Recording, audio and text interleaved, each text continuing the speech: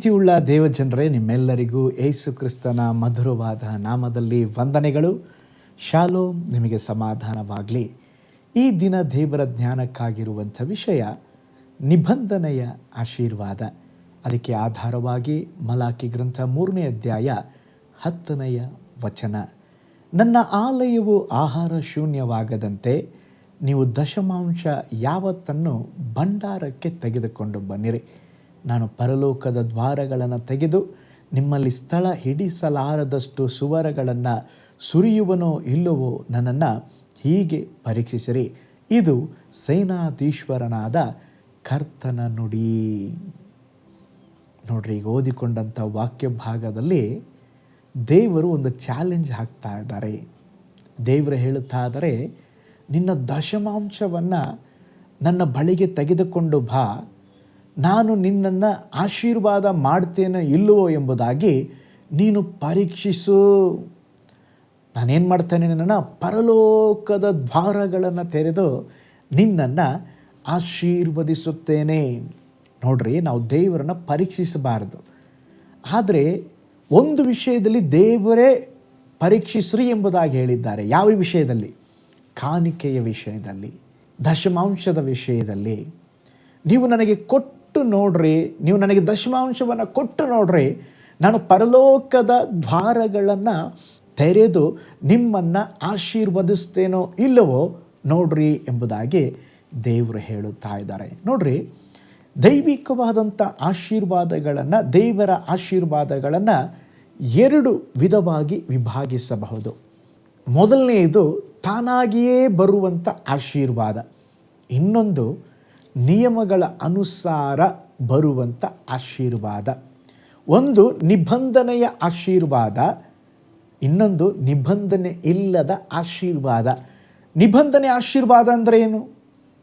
ನೀನು ಕೊಟ್ಟರೆ ನಾನು ನಿನಗೆ ಕೊಡ್ತೇನೆ, ನೀನು ನನ್ನ ರಾಜ್ಯಕ್ಕಾಗಿ ಬಿತ್ತಿದರೆ ನಾನು ನಿನ್ನನ್ನು ಆಶೀರ್ವಾದ ಮಾಡ್ತೇನೆ. ಇದು ನಿಬಂಧನೆಯ ಆಶೀರ್ವಾದ. ನಿಬಂಧನೆ ಇಲ್ಲದ ಆಶೀರ್ವಾದ, ನೀನು ಕೊಟ್ಟರು ಕೊಡದಿದ್ದರೂ ನಾನು ನಿನ್ನನ್ನು ಬ್ಲೆಸ್ ಮಾಡ್ತಾನೆ. ನೋಡ್ರಿ, ಈ ರೈತ ತನ್ನ ಜೀವಿತದಲ್ಲಿ ಕೊಯ್ಯುವ ಮೊದಲು ಅವನೇನು ಮಾಡಬೇಕ್ರಿ? ಬಿತ್ತಬೇಕು. ಅವನು ಎಷ್ಟು ಬಿತ್ತುತ್ತಾನೋ ಅಷ್ಟೇ ಕೊಯ್ತಾನೆ. ಅದೇ ವಿಧದಲ್ಲಿ ದೇವರ ಪಾಲಿಸಿ ಏನಂತ ಹೇಳಿದ್ರೆ, ನೀವು ದೇವರ ರಾಜ್ಯಕ್ಕಾಗಿ ಬಿತ್ತುವಾಗ ದೇವರು ನಿಮ್ಮನ್ನು ಬ್ಲೆಸ್ ಮಾಡ್ತಾರಂತ. ಈಸಾಕನು ಬರಗಾಲದಲ್ಲಿ 100ರಷ್ಟು ಬಿತ್ತಿ 100ರಷ್ಟು ಕೊಯ್ದುಕೊಂಡಂತೆ.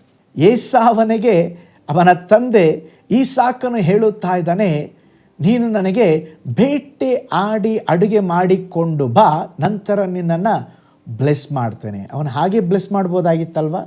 ಒಂದು ಕಂಡೀಷನ್ ಏನ್ರಿ? ನೀನು ಬೇಟೆ ಆಡಿಕೊಂಡು ನನಗೋಸ್ಕರ ಊಟ ಸಿದ್ಧ ಮಾಡಿಕೊಂಡು ಬಾ, ನಾನು ನಿನ್ನನ್ನು ಬ್ಲೆಸ್ ಮಾಡ್ತೇನೆ.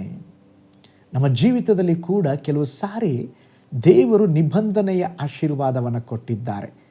ನಾವು ಮಾಡಬೇಕಾದದ್ದನ್ನು ನಾವು ಮಾಡುವುದಾದರೆ ಕರ್ತನು ನಮ್ಮ ಜೀವಿತದಲ್ಲಿ ಮಾಡಬೇಕಾದಂಥ ಸಂಗತಿಗಳನ್ನು ದೇವರು ಮಾಡ್ತಾರೆ. ಮೊದಲು ದೇವರ ರಾಜ್ಯಕ್ಕಾಗಿ, ನೀತಿಗಾಗಿ ತವಕಪಟ್ಟರೆ ಅವುಗಳ ಸಂಗಡ ಎಲ್ಲವೂ ನಿಮಗೆ ಕೊಡ್ತೇನೆಂಬುದಾಗಿ ದೇವರು ಹೇಳಿದ್ದಾರೆ. ಹಾಗಾದರೆ ಕೊಡುವಂಥ ವಿಷಯ ಬರುವಾಗ, ಕಾಣಿಕೆ ವಿಷಯ ಬರುವಾಗ, ನಾವು ದೇವರ ರಾಜ್ಯಕ್ಕಾಗಿ ಕೊಡುವಾಗ, ಬಿತ್ತುವಾಗ ನಿಶ್ಚಯವಾಗಿ ದೇವರು ನಮ್ಮನ್ನು ಬ್ಲೆಸ್ ಮಾಡ್ತಾನೆಂಬುದಾಗಿ ವಾಗ್ದಾನ ಮಾಡಿದ್ದಾರೆ. ಒಂದು ಉದಾಹರಣೆ ನಿಮ್ಮೊಟ್ಟಿಗೆ ಹಂಚಿಕೊಳ್ತೇನೆ. ಒಬ್ಬ ದರಿದ್ರನಾಗಿ ಬೀದಿಯಲ್ಲಿ ಒಬ್ಬ ವ್ಯಕ್ತಿ ಬಿದ್ದಿದ್ದ. ಒಬ್ಬ ಶ್ರೀಮಂತ ತನ್ನ ಜೇಬಿನಲ್ಲಿದ್ದಂಥ 10 ರೂಪಾಯಿಗಳನ್ನು 9 ಆ ದರಿದ್ರನಿಗೆ ಕೊಟ್ಟು ಉಳಿದ 1 ತನಗೆಂಬುದಾಗಿ ಇಟ್ಟುಕೊಂಡ. ಎಷ್ಟ್ರಿ? ಅವನ ಹತ್ರ ಇದ್ದದ್ದು 10 ರೂಪಾಯಿ. 9 ರೂಪಾಯಿ ಭಿಕ್ಷುಕನಿಗೆ ಕೊಟ್ಟ, ದರಿದ್ರನಿಗೆ ಕೊಟ್ಟ, 1 ರೂಪಾಯಿ ಇವನಿಗೆ ಇಟ್ಕೊಂಡ. ಈ ದರಿದ್ರನ ಏನು ಮಾಡಿದ್ನ ಗೊತ್ತಾ? ಆ 1 ರೂಪಾಯಿ ಅವನು ಹೆಂಗಿಟ್ಕೊಂಡ ಎಂಬುದಾಗಿ ತನಗೆ ಸಿಕ್ಕಿದ 9 ರೂಪಾಯಿಗಳಲ್ಲಿ ತೃಪ್ತ ಪಡದೆ ಶ್ರೀಮಂತನ ಇಟ್ಕೊಂಡ ಆ 1 ರೂಪಾಯಿಗೆ ಕೂಡ ಆಸೆ ಪಟ್ಟು ಅವನ ಮೇಲೆ ಬಿದ್ದು ಬಲಾತ್ಕಾರದಿಂದ ಆ 1 ರೂಪಾಯಿಯನ್ನು ಕಿತ್ತುಕೊಂಡು ಓಡಿ ಹೋದ. ನೋಡ್ರಿ, ಅದೇ ವಿಧದಲ್ಲಿ ದೇವರು ನಮಗೆ 9 ರೂಪಾಯಿಗಳನ್ನು ಕೊಟ್ಟಿದ್ದಾರೆ. 1 ರೂಪಾಯಿಯನ್ನು ಅವ್ರು ಕೇಳ್ತಾ ಇದ್ದಾರೆ. ಅಂದರೆ ದಶಮ ಭಾಗವನ್ನು ದೇವರು ಕೇಳ್ತಾ ಇದ್ದಾರೆ. 10ರಲ್ಲಿ 1 ಭಾಗವನ್ನು ದೇವರು ಕೇಳ್ತಾ ಇದ್ದಾರೆ. ನಾವೇನು ಮಾಡ್ತಾ ಇದ್ದೇವೆ? 9 ಭಾಗನೂ ನಾವೇ ಇಟ್ಕೊಳ್ತಾ ಇದ್ದೇವೆ. 1 ಭಾಗ ಕೂಡ ದೇವರಿಗೆ ಕೊಡದೆ ಅದನ್ನು ಸಹ ನಾವು ದೇವರಿಂದ ತೆಗೆದುಕೊಳ್ಳುತ್ತಾ ಇದ್ದೇವೆ. ನೋಡ್ರಿ, ಅದು ಆಶೀರ್ವಾದಕವಾಗಿರುವುದಿಲ್ಲ.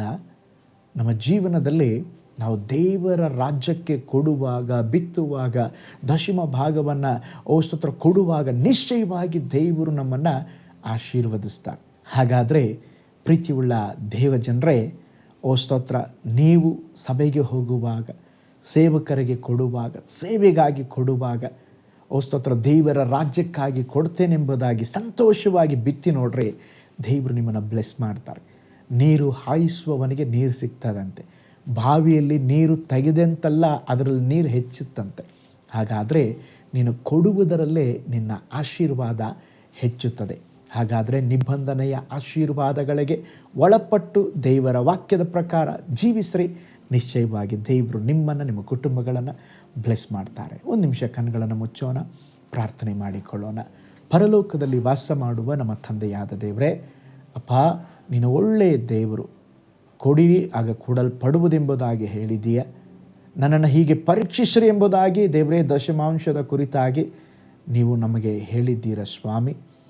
ನಾವು ಸಹ ನಮ್ಮ ಜೀವಿತದಲ್ಲಿ ದೇವರ ರಾಜ್ಯಕ್ಕಾಗಿ, ದೇವ ಸಭೆಗಾಗಿ, ದೇವ ಸೇವಕರುಗಳಿಗಾಗಿ ಅತ್ಯಮೂಲ್ಯವಾದ ಕಾಣಿಕೆಯನ್ನು ಬಿತ್ತಿ ನಿಮ್ಮ ನಾಮವನ್ನು ಘನಪಡಿಸಲಿಕ್ಕೆ ಸಹಾಯ ಮಾಡಿರಿ ದೇವರೇ. ನಿನ್ನ ರಾಜ್ಯಕ್ಕಾಗಿ ಬಿತ್ತುವ ಕೊಡುವ ಕರಗಳನ್ನು ಇನ್ನೂ ಹೇರಳವಾಗಿ ಆಶೀರ್ವದಿಸ್ರಿ. ಸ್ತುತಿ, ಘನ, ಮಾನ, ಮಹಿಮೆ ನಿಮಗೆ ಸಲ್ಲಿಸ್ತೇವೆ ಯೇಸುವಿನ ಹೆಸರಿನಲ್ಲಿ ತಂದೆಯೇ, ಆಮೇನ್, ಆಮೇನ್. ಹಾಗಾದರೆ ದೇವರು ತಾನೇ ನಿಮ್ಮನ್ನು, ನಿಮ್ಮ ಕುಟುಂಬವನ್ನು, ನಿಮ್ಮ ಕೈ ಪ್ರಯಾಸಗಳನ್ನು ಬ್ಲೆಸ್ ಮಾಡಲಿ. ನಿಬಂಧನೆಯ ಅನುಸಾರವಾಗಿ ನಾವು ದೇವರ ರಾಜ್ಯಕ್ಕಾಗಿ ಕೊಡೋಣ, ಕರ್ತನ ನಾಮವನ್ನು ಮಹಿಮೆಪಡಿಸೋಣ. ನಿಮಗಾಗಿ, ನಿಮ್ಮ ಕುಟುಂಬಕ್ಕಾಗಿ ಪ್ರಾರ್ಥಿಸ್ತಾನೆ. ನಾಳೆ ಮತ್ತೊಂದು ದೈನಂದಿನ ಧ್ಯಾನದಲ್ಲಿ ನಾನು ನಿಮ್ಮನ್ನು ಸಂಧಿಸ್ತೇನೆ. ನಾನು ನಿಮ್ಮ ಪ್ರೀತಿಯ ಸೇವಕ ಪಾಸ್ಟರ್ ಪೌಲ್ ಜುವಾಳ್. God bless you all. ಕರ್ತನಲ್ಲಿ ಪ್ರಿಯರೇ, ಈ ಸಂದೇಶ ಮತ್ತು ಪ್ರಾರ್ಥನೆ ನಿಮಗೆ ಆಶೀರ್ವಾದಕರವಾಗಿದ್ದರೆ, ದೇವರು ನಿಮ್ಮನ್ನು ಪ್ರೇರೇಪಿಸಿದರೆ, ನಂಬಿಕೆಯಿಂದ ಸಾಗುವ ಈ ಸೇವೆಗೆ ನಿಮ್ಮ ಅಮೂಲ್ಯವಾದ ಕಾಣಿಕೆಯನ್ನು ಬಿತ್ತಿರಿ. ಪ್ರೀತಿಯ ದೇವಜನರೇ, ವಾಯ್ಸ್ ಆಫ್ ಹೋಪ್ ಮಿನಿಸ್ಟ್ರಿಯ ವತಿಯಿಂದ ಕೋರಮಂಗಲದಲ್ಲಿ ಪ್ರತಿ ಭಾನುವಾರ ಬೆಳಿಗ್ಗೆ 9:30ಕ್ಕೆ ಕನ್ನಡ ಆರಾಧನೆ ನಡೆಯುತ್ತಿದೆ. ಆತ್ಮಭರಿತವಾದ ಆರಾಧನೆ, ಮನಮುಟ್ಟುವ ಸಾಕ್ಷಿ, ಬಲಪಡಿಸುವ ದೇವ ಸಂದೇಶ. ಬನ್ನಿ, ನಮ್ಮೊಂದಿಗೆ ಭಾಗಿಯಾಗಿ ಕರ್ತನನ್ನು ಆರಾಧಿಸಿರಿ. ನೂತನ ತಿಂಗಳ ಆಶೀರ್ವಾದ ಕೂಟ ಪ್ರತಿ ತಿಂಗಳು ಮೊದಲ ದಿನ ಸಂಜೆ 7 ಗಂಟೆಗೆ. ಪ್ರತಿ ತಿಂಗಳು 2ನೇ ಶನಿವಾರ ಬಿಡುಗಡೆ ಉಪವಾಸ ಪ್ರಾರ್ಥನೆ ಕೂಟ ಬೆಳಿಗ್ಗೆ 10:30ಕ್ಕೆ. ನಿಮಗಾಗಿ ಪ್ರಾರ್ಥಿಸಬೇಕೆ? ನಿಮಗೆ ಯಾವುದಾದರೂ ಪ್ರಾರ್ಥನೆ ಮನವಿಗಳು ಇರುವುದಾದರೆ ಕೆಳಗಿನ ನಂಬರಿಗೆ ಕರೆ ಮಾಡಿ ಅಥವಾ ವಾಟ್ಸಪ್ ಮಾಡಿ. ಈ ಆತ್ಮಿಕ ಸಂದೇಶಗಳು ನಿಮಗೆ ಆಶೀರ್ವಾದಕರವಾಗಿದ್ದರೆ ಲೈಕ್ ಮಾಡಿರಿ. ಇಂಥ ಅದ್ಭುತ ಸಂದೇಶ ಪ್ರತಿದಿನ ನೋಡಲು ಬಯಸುವುದಾದರೆ ಸಬ್ಸ್ಕ್ರೈಬ್ ಮಾಡಿ ಹಾಗೂ ಇತರರೊಂದಿಗೆ ಶೇರ್ ಮಾಡಿರಿ. ಕರ್ತನು ನಿಮ್ಮನ್ನು, ನಿಮ್ಮ ಕುಟುಂಬವನ್ನು ಆಶೀರ್ವದಿಸಲಿ.